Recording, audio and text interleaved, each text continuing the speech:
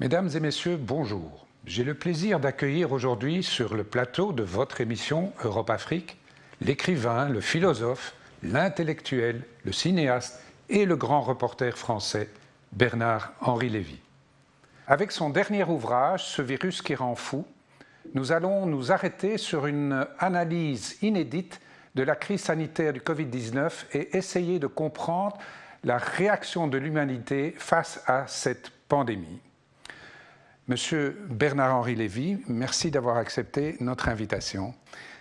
Vous venez de sortir un ouvrage qui est déjà un best-seller, j'ai appris en France, premier classé, c'est Le virus qui rend fou. Vous avez d'ailleurs la générosité de donner les droits aux libraires, vos droits aux libraires indépendants, ce qui est une initiative heureuse aujourd'hui. En fait, ce qui vous a frappé, ce n'est pas tellement le Covid-19, c'est ce que vous appelez l'épidémie de la peur.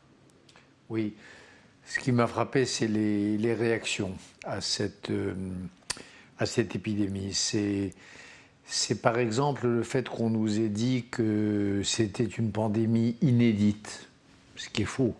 Il y a des précédents et des précédents beaucoup plus meurtriers. C'est la façon dont sa couverture médiatique et sa présence dans nos esprits a occulté tout le reste. On n'a plus parlé de rien pendant tous les mois pendant lesquels elle a duré. C'est la façon dont... À commencer par les médias d'ailleurs.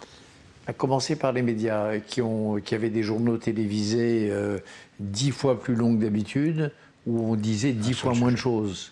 Et même, on ne parlait que de ça. Et c'était les mêmes, c'était des...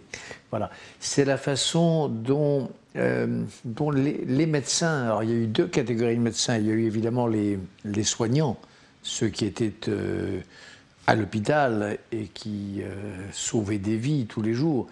Puis il y avait les médecins des plateaux de télévision, qui eux ont vraiment, pour certains, joué un rôle tout à fait négatif, en créant de la peur, en créant de l'anxiété. Et vous savez, dans les sociétés humaines, moi j'ai peur de la peur. La peur me fait peur, parce qu'elle provoque les pires réactions. C'est la peur qui provoque la stigmatisation, c'est la peur qui provoque la haine, c'est la peur qui provoque la séparation des hommes les uns des avec les autres. Et d'ailleurs, quand je dis stigmatisation et haine, on insiste beaucoup sur les beaux gestes de solidarité qu'on a connus en France, en Belgique, mais on insiste moins sur, par exemple, les dénonciations, les délations, les commissariats de police encombrés d'appels de gens qui dénonçaient leurs voisins, qu'ils avaient vus sortir 2 fois faire leurs courses, ou sortir 3 fois acheter un rouleau de papier toilette. On a vu des choses épouvantables, parce que la peur rend fou, la peur rend méchant, la peur rompt les liens de fraternité. Donc c'est un peu à tout ça que j'ai consacré ce livre. Alors vous disiez, les médias et même les gens en général ne parlaient que de ça. L'actualité pourtant s'est poursuivie, il y a toujours eu des migrants, des flux migratoires en tout cas, mais une partie de l'actualité s'est quand même un peu arrêtée.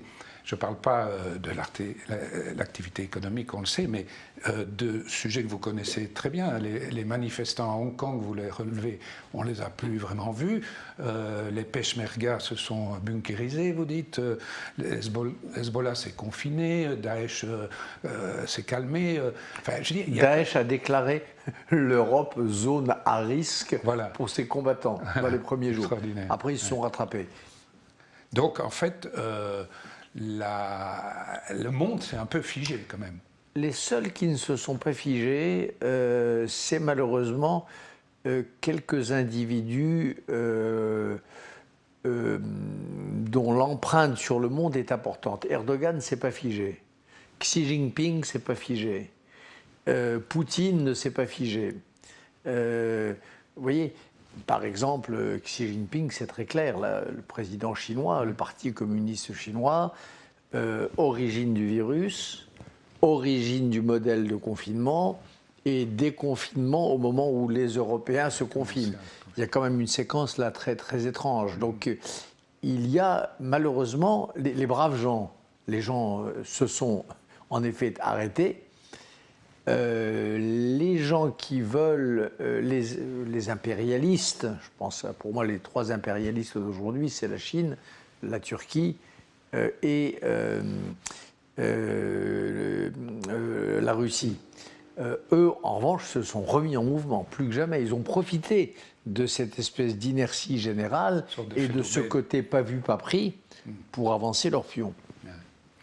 Alors, vous qui avez fait pas mal de reportages sur des zones de guerre et des zones de grande misère, et que vous relevez cette épidémie de la peur, et vous dites d'ailleurs que finalement le discours sur le virus était finalement presque plus dangereux que le virus lui-même. Comment est-ce que vous avez apprécié sur le plan de la rhétorique le président Macron qui clame « nous sommes en guerre » ?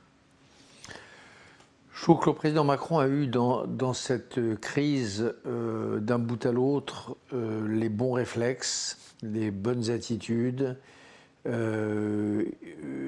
et surtout les bons gestes. Le plan, par exemple, fabriqué avec Mme Merkel, de mutualisation, de l'embryon de vrais budgets communs, le nord de l'Europe qui vient en aide au sud de l'Europe, tout ça, c'est signé Macron et c'est formidable. 750 milliards quand même. Hein. Voilà.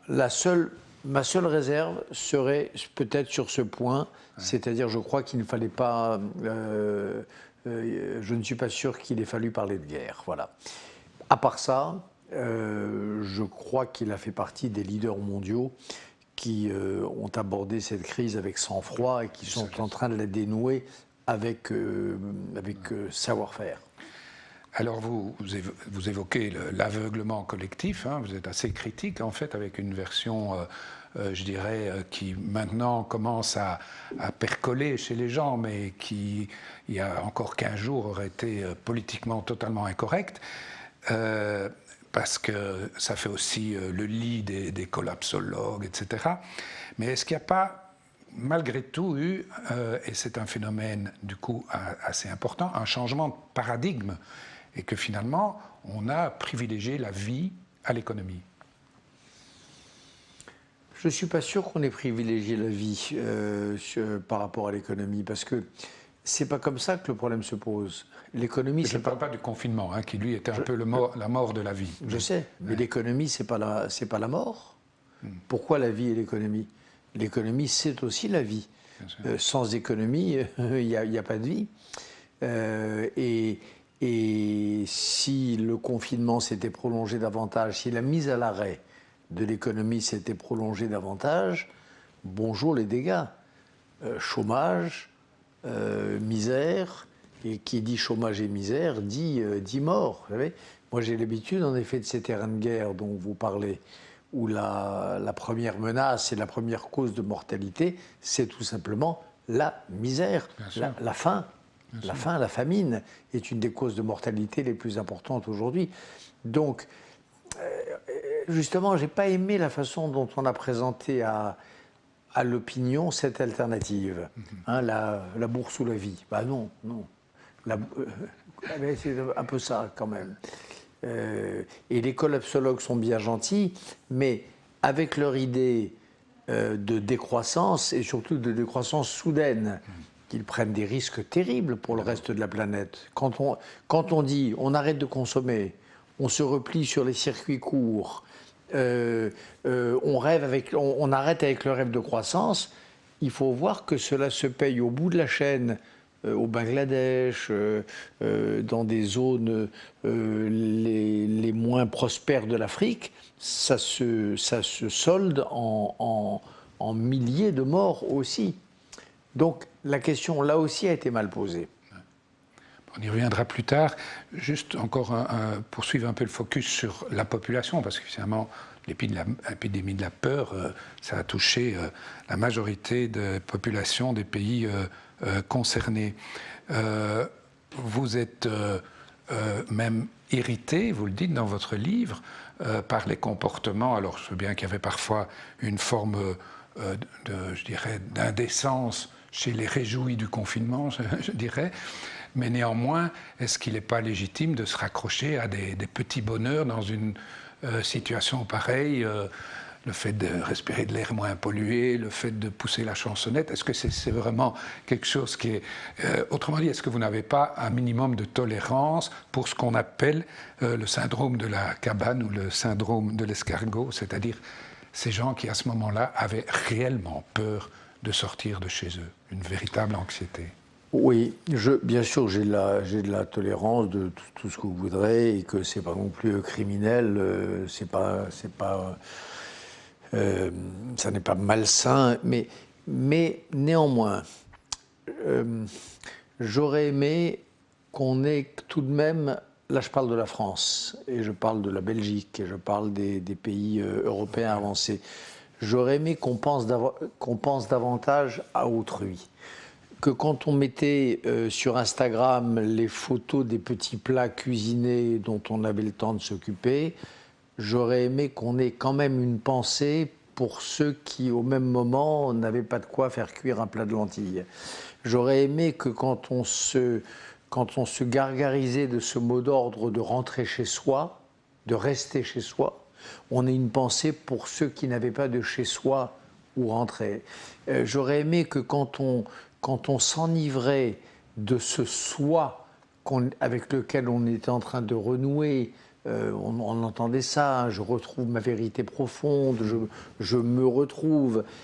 J'aurais aimé qu'on ait une pensée pour le fait qu'on est vraiment un humain, pas quand on rentre en soi, mais quand on se tourne vers l'autre et qu'on lui tend la main.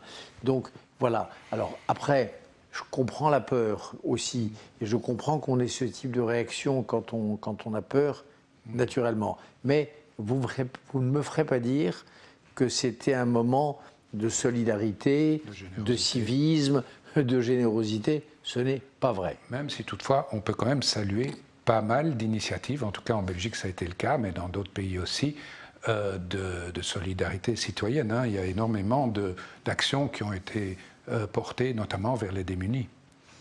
Il y a eu les deux. C'est marginal, vous pensez? Il y a eu les deux. Il y a eu des actions envers les démunis et il y a eu une indifférence de faire aussi chez beaucoup pour les mêmes démunis. Il y a eu les applaudissements des soignants et aux soignants à 20h et puis il y a eu la dénonciation au syndic du soignant qui s'était installé à l'étage en dessous et qui allait infecter la petite fille. Il y a eu ces délations dont on parlait tout à l'heure. Non, vraiment, je pèse mes mots. Je crois qu'il y a eu les deux. Et que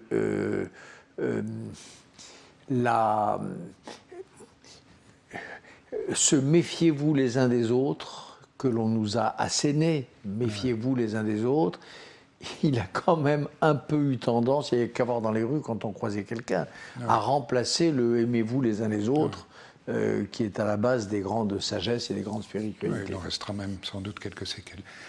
Monsieur Lévy, nous allons faire une interruption. Chers téléspectateurs, nous nous retrouvons après la pause.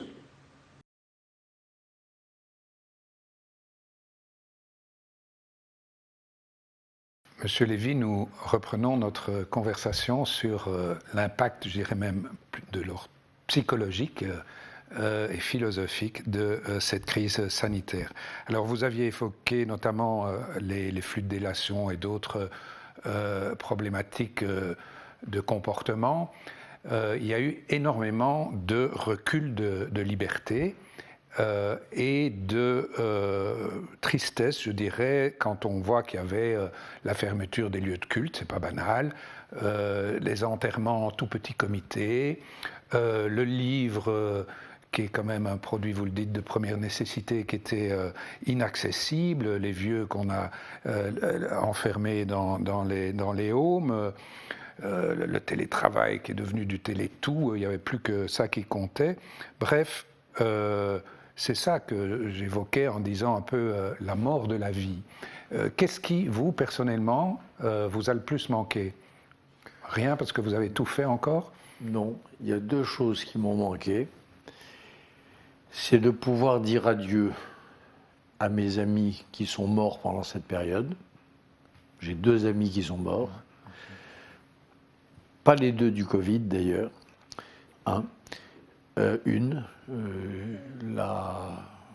Niki Fasquelle, l'ancienne directrice du magazine littéraire. Cela m'a manqué de ne pas pouvoir lui dire adieu. J'ai été bouleversé d'être le témoin du premier âge dans l'histoire de l'humanité où on ne pouvait pas dire adieu aux êtres chers, où il était interdit de les inhumer. Et cela m'a horrifié, parce que inhumer, mettre en terre, c'est l'acte même, c'est un des actes où se fonde l'humanité. Dans inhumer, il y a homme et il y a terre, il y a humus et il y a homo. C'est un acte fondamental. Et c'est la première fois dans la mémoire mémoire d'humain, je crois, que cet acte-là a été éludé. Et l'autre chose qui m'a manqué, ce sont les livres. Moi, je fais partie de ceux qui pensent que c'est plus important, enfin aussi important, de stocker des livres que de stocker de la farine, comme cela s'est fait dans les premiers jours de cette épidémie de folie et de panique. Or, les livres étaient devenus quasiment inaccessibles. J'en parle dans mon livre, il y a quelques libraires courageux, je les salue comme je salue les soignants, qui ont livré coûte que coûte, qui ont organisé des opérations dites de click and collect, qui sillonnaient leur ville sur leur vélomoteur pour livrer des livres. Louange leur soit adressée. Mais pour l'essentiel, les supermarchés étaient ouverts, les librairies étaient fermées. Et ça m'a réellement manqué. Alors sur le plan, vous avez évoqué le corps médical, les médecins.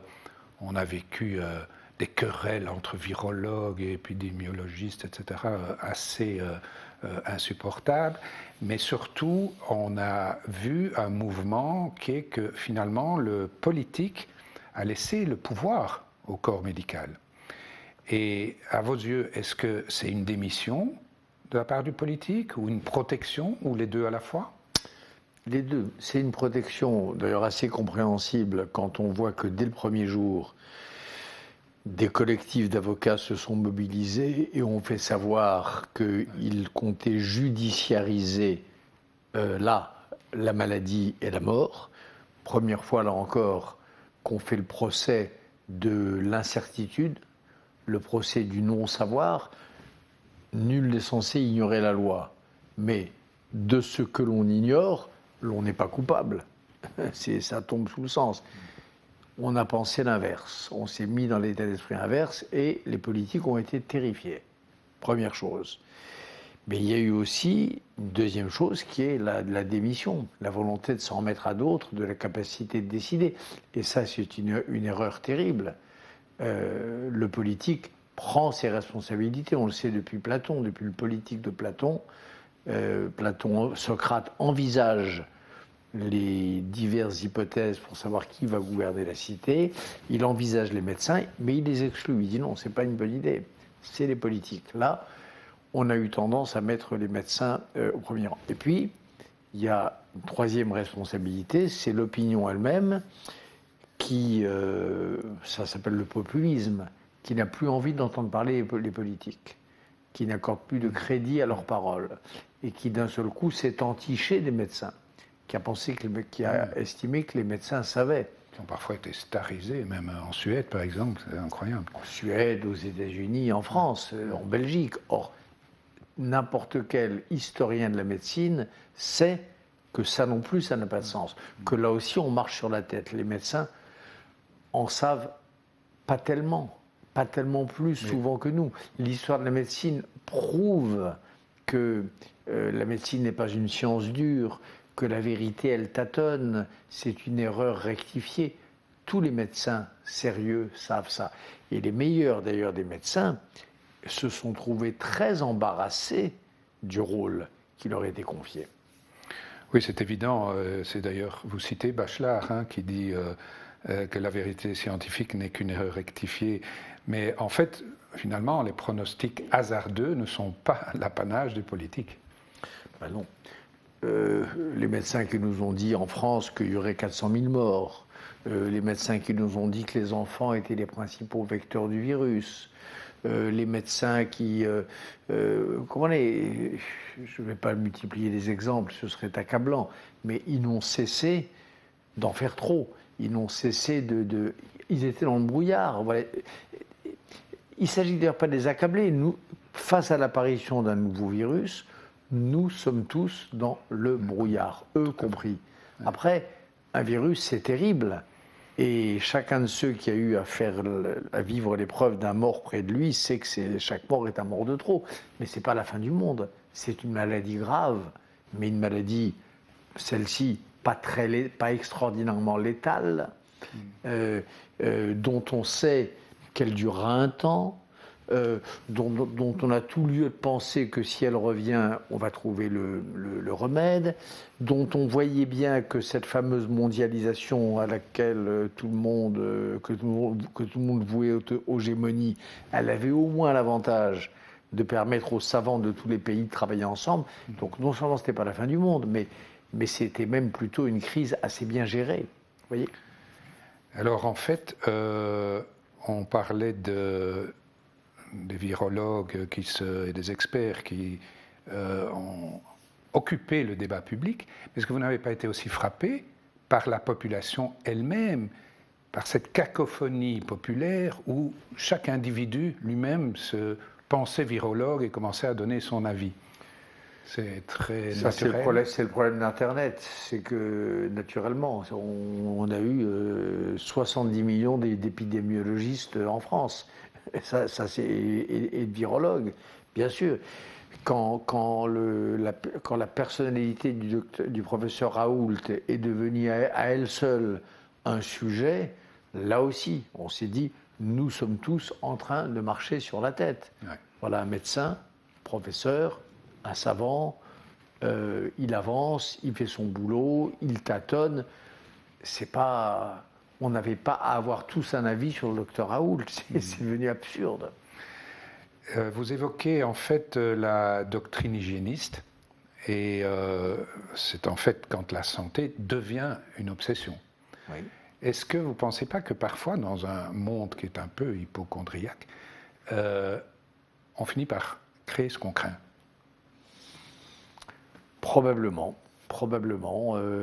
Moi, je ne suis pas hypocondriaque. Moi, je pense que la santé n'est pas le plus précieux des biens. Je pense que la liberté et l'amour, s'occuper de son prochain, sont des biens plus précieux que la santé. Voilà. La santé, c'est un moyen, c'est pas une fin. Et c'est peut-être ce qui me protège et ce qui fait que je reste plutôt en forme, oui. Il est possible qu'à trop y penser, à trop la chercher, à trop la traquer, à trop vivre dans un monde aseptisé, on finisse par tomber, on finisse par faire que la maladie devienne un piège au milieu de soi. C'est possible. Alors dans la foulée, est-ce qu'on ne peut pas aussi se dire qu'il y a une forme de sagesse par rapport à ça ailleurs qu'en Occident? On pourrait penser à l'Asie. Bon, l'Asie, c'est une sagesse bien réfléchie aussi, mais l'Afrique. L'Afrique, je veux dire, on a pensé que ça allait être catastrophique, qu'ils étaient incapables de se confiner, que le service hospitalier ne serait pas à la hauteur, et on voit que ça se passe, que c'est très bien contenu. Quel est votre avis?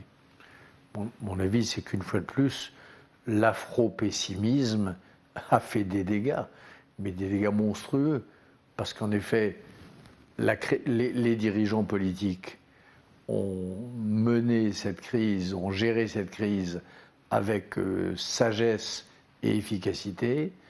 Les systèmes hospitaliers ont tenu, les gestes barrières ont été respectés et le civisme a fonctionné. Et là encore, les Européens, les Français, les Belges, je ne sais pas, ont vécu sur une image de l'Afrique, je ne sais pas où ils la prennent, une image de l'Afrique qui vient de... Voilà. Qui doit venir des années 50, qui est insupportable. Les Africains, bien souvent, ont donné des leçons de tenue aux Américains, aux Européens. Et puis sans céder à la panique non plus, sans céder à l'hygiénisme fou auxquelles cèdent parfois les Américains, par exemple. Alors terminons peut-être sur le Maroc, qui est un pays que vous connaissez bien. Il a été félicité en fait par l'OMS, l'Organisation mondiale de la santé, pour sa gestion de la crise sanitaire. Vous avez un avis par rapport à ce qui a été fait là-bas ? Oui, bien sûr. J'aime le Maroc, j'y habite une partie de mon temps et je le suis de près, et là plus que jamais, naturellement. Et je dois dire que j'ai été très impressionné, là encore et peut-être plus qu'ailleurs, par la manière dont la crise a été menée au plus haut niveau du royaume. Les mesures ont été prises tout de suite, elles ont été radicales, le nombre de morts est extrêmement faible. C'est inférieur au nombre de contaminations en Belgique. Naturellement. Donc là, il y a quelque chose d'exceptionnel dans la façon, et là encore, sans délire hygiéniste, sans ce fantasme européen de transformer le pays en une gigantesque clinique. Il y a eu quelques directives qui ont été données. Il y a eu un peuple qui les a acceptées sans penser que c'était un nouveau modèle de convivialité.